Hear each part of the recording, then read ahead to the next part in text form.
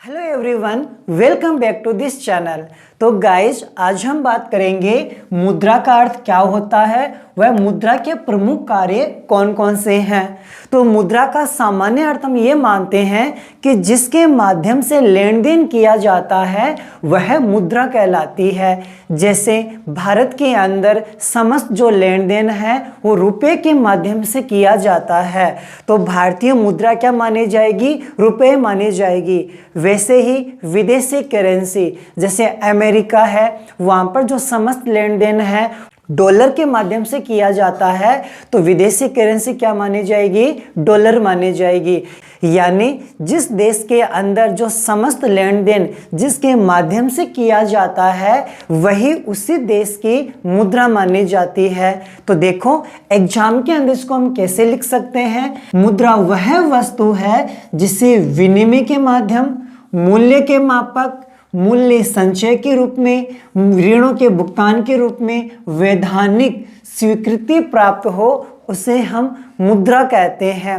तो professor nap ने इसकी परिभाषा दी है, कोई भी वस्तु जो राज्य द्वारा मुद्रा घोषित कर दी जाती है उसे हम मुद्रा कहते हैं। जैसे प्राचीन काल के अंदर राजा महाराजाओं के द्वारा जिसे भी मुद्रा घोषित कर दी जाती थी वह मुद्रा कहलाती थी और उसी के माध्यम से समस्त लेन देन किए जाते थे। जैसे कांसे के सिक्के हैं या फिर सोने के सिक्के हैं या तांबे के सिक्के हैं, इनको जब वहाँ का राजा जिसे मुद्रा घोषित कर देता था वही मुद्रा मानी जाती थी और समस्त लेन देन इन्हीं सिक्कों के माध्यम से हुआ करता था और लोग अपनी आवश्यकताएं पूरी करते थे। तो मुद्रा किसे कहते हैं? सामान्य अर्थ हो जाता है जिसके माध्यम से समस्त लेन देन किए जाते हैं वह मुद्रा कहलाती है। अब देखते हैं कि मुद्रा के प्रमुख कार्य कौन कौन से हैं। तो सबसे पहला कार्य यही माना है कि विनिमय का माध्यम है, क्योंकि आज जो हम लेन देन करते हैं वो केवल मुद्रा के माध्यम से ही संभव है। तो देखो वर्तमान समय में समस्त लेन देन मुद्रा के माध्यम से संभव होते हैं। मुद्रा से क्रय विक्रय करना क्या हो गया है? सरल हो गया है, क्योंकि हम पहले पढ़ चुके थे, पहले मुद्रा के स्थान पर वस्तु विनिमय प्रणाली थी। लोग अपनी आवश्यकताओं को एक वस्तु देकर दूसरी वस्तु प्राप्त करते थे, यानी वस्तुओं के बदले वस्तुओं का लेन देन करते थे।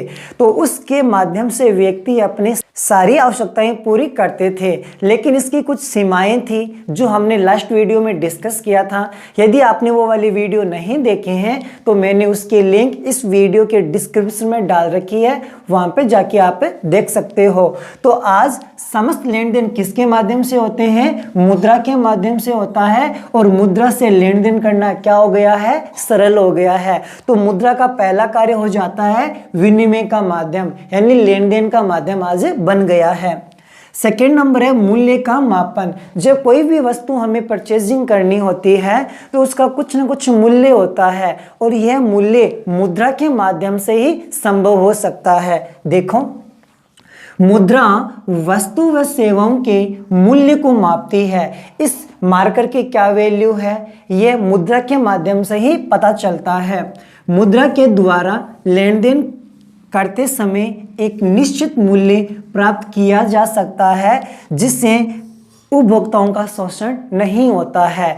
तो जब किसी वस्तु की फिक्स प्राइस होती है तो लेन देन करने में सरल भी रहता है, किसी वस्तु का निश्चित मूल्य भी हो जाता है और इससे किसी भी व्यक्ति के साथ शोषण नहीं किया जा सकता है। तो मुद्रा क्या करता है? मूल्य का मापन करने में संभव है। जैसे कि ये कोई किताब है, इसकी क्या प्राइस हो सकती है? मुद्रा के माध्यम से इसकी फिक्स रेट बताई जा सकती है जिससे समस्त लेन देन सरल तरीके से किया जा सकता है।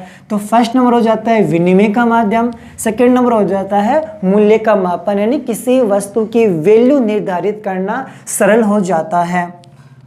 थर्ड नंबर है मूल्य संचय का साधन। संचय का मतलब होता है बचत करना। संचय का मतलब है कुछ समय के लिए बचत की जा सकती है, यानी आज हम कोई भी वस्तु को बेचकर हम उसका लंबे समय तक संचय किया जा सकता है। जैसे कि कोई उत्पाद है वो कुछ समय के बाद खराब हो सकता है, लेकिन उस उत्पाद को हम बेचकर मुद्रा प्राप्त करके हम उसे लंबे समय तक सेविंग के रूप में रख सकते हैं। तो देखो, मुद्रा व्यक्ति के क्रय शक्ति के संचय का सर्वश्रेष्ठ साधन है।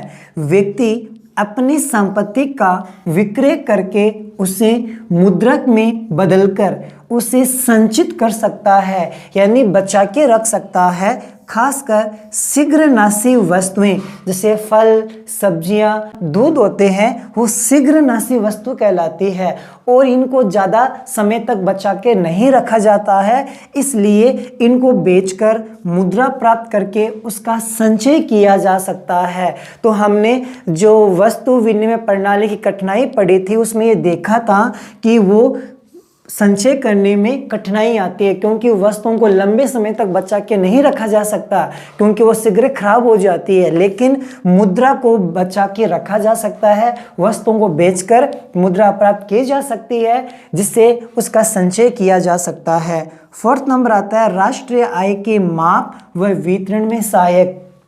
आज हम प्रत्येक देश अपनी राष्ट्रीय आय का मूल्यांकन करता है ताकि उसमें यह देखा जा सकता है कि उसकी जो विकास की गति किस टाइप से है, यानी वो एक विकसित देश है या विकासशील देश है या पिछड़ा हुआ देश है। ये सब पता चलता है राष्ट्रीय आय से, और राष्ट्रीय आय हमेशा उस देश की मुद्रा में ज्ञात की जाती है। तो हम कह सकते हैं कि राष्ट्रीय आय का निर्धारण करना भी मुद्रा के माध्यम से संभव हो गया है। तो देखिए, राष्ट्रीय आय की गणना भी देश की मुद्रा में की जाती है तथा मुद्रा के माध्यम से ही उत्पादन को बेचकर प्राप्त आय का वितरण किया जाता है। यानी जितना भी उत्पादन होता है उनको बेचकर जो आय प्राप्त होती है उसका वितरण किया जा सकता है। जैसे भूमि के बदले लगान या किराया, श्रम के बदले मजदूरी चुका सकते हैं, किसी से लोन लिया है, पूंजी लिए, उसको हम ब्याज का भुगतान कर सकते हैं,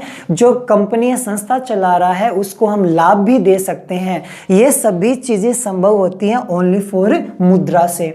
तो नेक्स्ट पॉइंट है साख का आधार। साख का मतलब होता है उधार माल बेचना। तो उधार माल ओनली फॉर मुद्रा के माध्यम से ही संभव होता है। तो देखो, वर्तमान समय में अधिकांश व्यापारिक लेन देन साख पर आधारित होते हैं। जितने भी लेन देन किए जाते हैं आज के टाइम में वो उधार के माध्यम से ज़्यादा संभव होते हैं।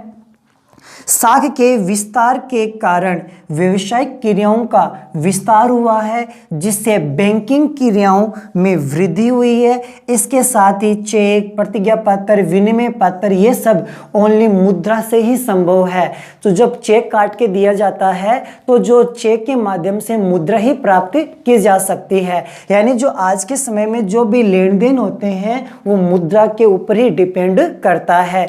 ये एग्जाम पॉइंट ऑफ व्यू बड़ा मोस्ट क्वेश्चन है कि मुद्रा का क्या अर्थ है, मुद्रा के प्रमुख कार्यों का विस्तार से समझाइए। आई होप आपको अच्छे से क्लियर समझ में आ गया होगा कि मुद्रा का क्या अर्थ होता है और मुद्रा के प्रमुख कार्य कौन कौन से हैं। अगर वीडियो पसंद आई तो प्लीज़ वीडियो को लाइक करना है, अधिक से अधिक शेयर करना है। यदि आपने अभी तक चैनल को सब्सक्राइब नहीं किया है तो प्लीज़ चैनल को सब्सक्राइब कर लीजिए। तो गाइस, मिलते अगली वीडियो के अंदर। Thank you so much.